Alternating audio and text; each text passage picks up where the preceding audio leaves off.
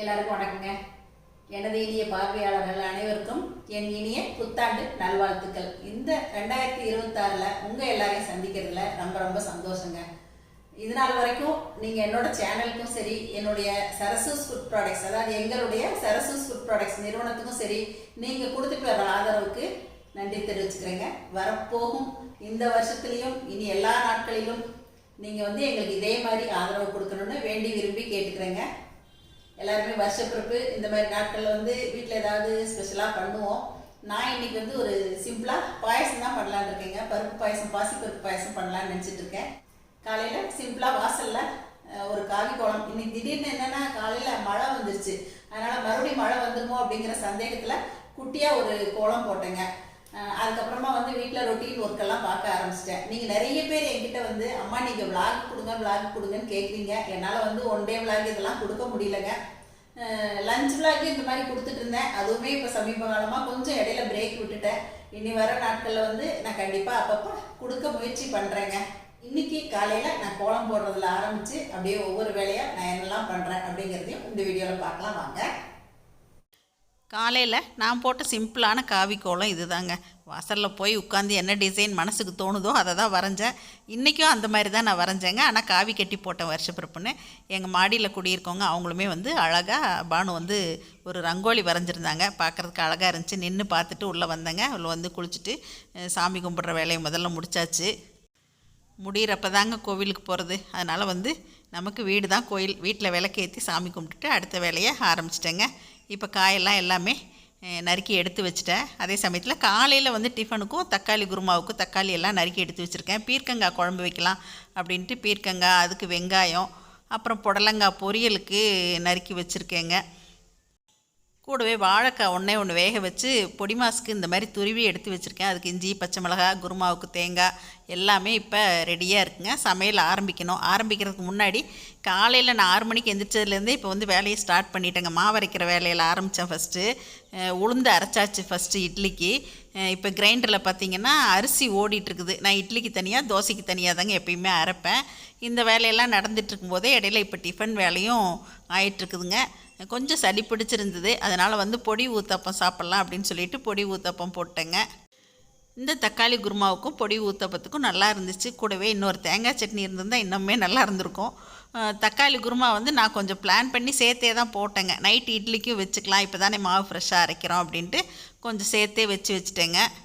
பொண்ணு காலையிலேயே ஆஃபீஸ்க்கு வந்தால் லஞ்ச் இங்கே தான் எடுத்துப்பாங்க. அப்புறம் சாயங்காலத்துக்கும் நான் ஏதாவது சேர்த்து செஞ்சுருவேன். அந்த மாதிரி தான் இன்றைக்கும் குருமா சேர்த்து வச்சுட்டேன். அப்புறம் இந்த கேக் அன்பினால் வந்த கேக்குங்க. அட்ரியன் ஸ்கூல் ஜெனட் தான் அனுப்பியிருந்தாங்க. Thank you Janet. வருஷம் ஜெனட் அனுப்பிச்சி விடுவாங்க. நாங்களும் தீபாவளிக்கு அவங்களுக்கு அனுப்பிச்சி விடுவோம். இந்த மாதிரி ஒருத்தருக்கு ஒருத்தர் அன்பு பரிமாறிக்கிறது ரொம்ப சிறப்பானது இல்லைங்களா?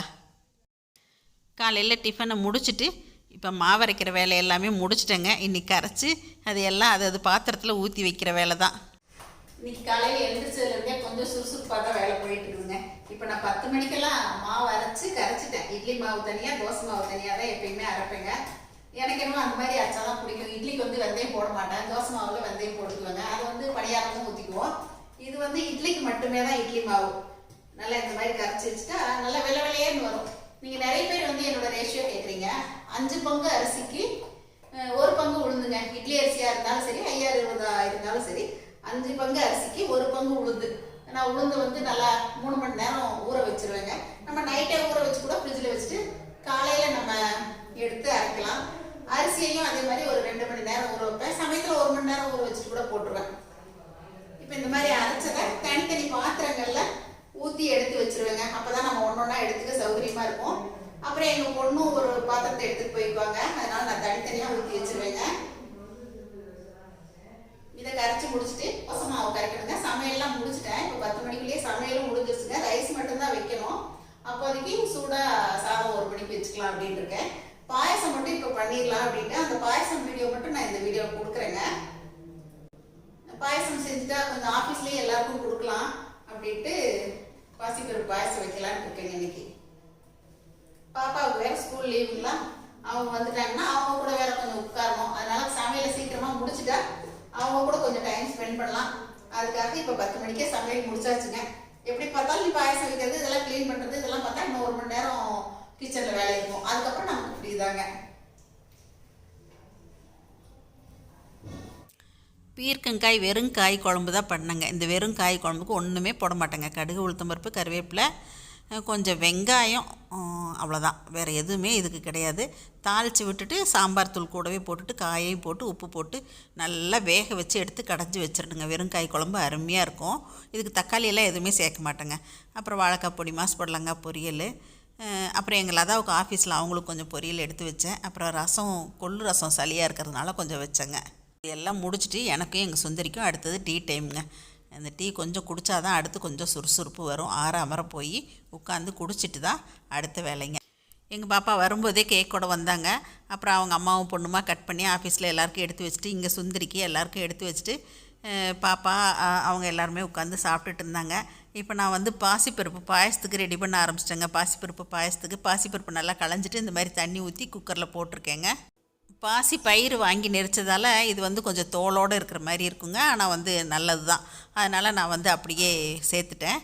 இப்போ தண்ணி ஊற்றி வேக வச்சுட்டேங்க. ஒரே விசில் தான் வச்சேன். நல்லா குழைய வெந்து வந்துருச்சுங்க.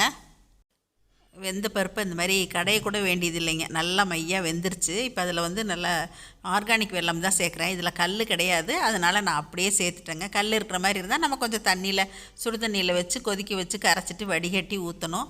இப்போ கூட கொஞ்சம் சுடுதண்ணி போட்டேங்க. தேவைக்கு வெல்லம் சேர்த்தாச்சு. வெல்லம் போட்டு சுடுதண்ணி சேர்த்ததுக்கப்புறம் நல்லா இப்போ கலக்கி விட்டாச்சுங்க. இதில் கொஞ்சம் இப்போ நம்ம ஏலக்காய் தூள் சேர்த்துடலாங்க. ஏலக்காய் தூள் சேர்த்து நல்லா கலந்து விட்டாச்சுங்க. இது வந்து ஒரு கொதி வந்தால் போதுங்க. ரொம்ப நேரம்லாம் கொதிக்க வேண்டியதில்லை. ஒரு 2-3 நிமிஷம் கொதிச்சா போதுமானதுங்க. அப்புறம் நம்ம அடுப்பை ஆஃப் பண்ணிவிட்டு காய்ச்சி ஆற வச்ச பால் தான் இதில் சேர்க்கணுங்க. அதே மாதிரி அடுப்பை ஆஃப் பண்ணிவிட்டு அதுக்கப்புறம் தான் பால் சேர்க்கணுங்க. பால் சேர்த்ததுக்கப்புறம் நீங்கள் வந்து கொதிக்க விட்டீங்க அப்படின்னா பால் தெரிஞ்சிரும். அதனால் காய்ச்சி ஆற வச்ச பால் சேர்த்துக்கலாங்க. இல்லைன்னா நம்ம தேங்காய் பால் கூட சேர்க்கலாம். தேங்காய் பால் சேர்த்தாலுமே நல்லாயிருக்கும். தேங்காய் பால் சேர்த்தா நம்ம கொதிக்க வைக்கலாங்க. இது வந்து கொதிக்க வைக்க வேண்டியதில்லை.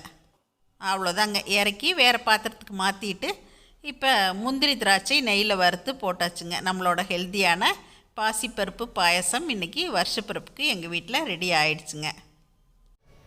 இப்போ நான் எல்லா வேலையுமே முடிக்கும் போது 11:30க்கு மேலே ஆயிடுச்சுங்க. இன்னி கொஞ்சம் நேரம் ரெஸ்ட்டு தான் எனக்கு.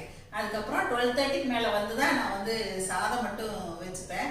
இந்த மாதிரி தான் என்னோட ரொட்டீன் ஒர்க் போயிட்டு இருக்குங்க. வருஷப்பிறப்புன்னு இல்லை, எல்லா நாட்களுமே வந்து இந்த மாதிரி தான். ஒரு 11-11 வரைக்கும் கிச்சனில் வேலை இருக்கும். அப்புறம் கொஞ்சம் க்ளீன் பண்ணுற வேலை இதெல்லாம் பார்த்துட்டு கொஞ்சம் நேரம் ரெஸ்ட் எடுத்துக்குவேங்க. கொஞ்சம் ரெஸ்ட் இருந்தால் தான் மறுபடியும் நம்மளால வேலை செய்ய முடியும் இல்லைங்களா? இப்போ காலையிலேருந்து அப்படியே நிற்காமல் செஞ்சுட்டே இருந்தது ஒரு மாதிரியாக இருக்குது.